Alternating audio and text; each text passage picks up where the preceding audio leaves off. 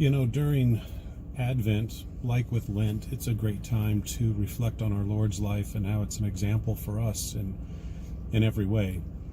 And, it occurred to me that our Lord would have exemplified this notion of abasement, where you lower yourself to the point where you don't even defend yourself when people lie about you, when people say things to hurt you or imply things about you, or just outright engage in slander, defamation, libel.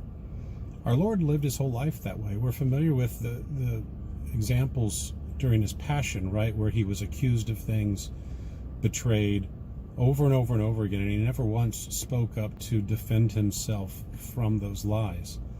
But he would have lived his entire life like that, and we know what people are like. Kids, for example.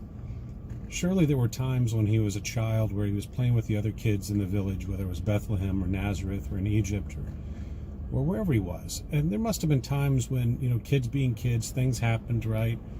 A window got knocked out in a nice home, or somebody did something and they pointed the finger at Jesus and blamed him.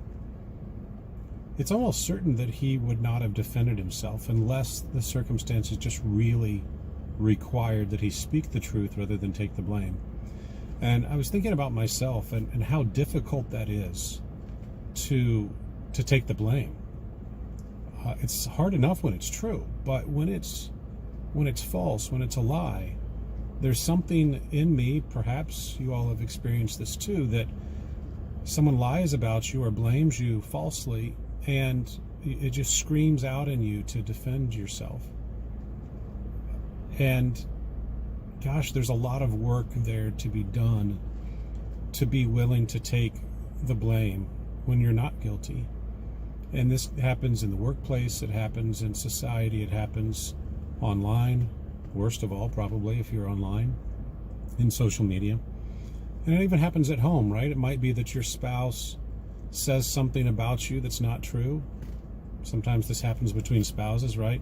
Well, you did this, or you said this, or you made it sound like this, and sometimes just not true. And you might feel that defense lawyer begging to come out of you and defend yourself to the very end, every dot, every I dotted, T crossed, and so forth. But sometimes, even just on a practical level, not just the spiritual doing it for humility, but on the practical level, sometimes it really is just better to say nothing.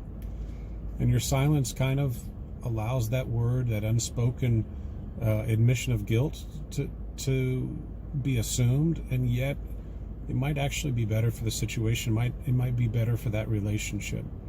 And maybe days later, or weeks later, months or years later, it could be addressed and say, there was this time. But in that moment, it might be better to say nothing. And it's painful, it's difficult, it's hard. But our Lord has given us the example that it is better oftentimes for our soul. And it might just be better for our relationships with other people and the example that we set, especially if you have children. I hope this has been helpful. I hope you'll pray for me as I work on this. Thanks.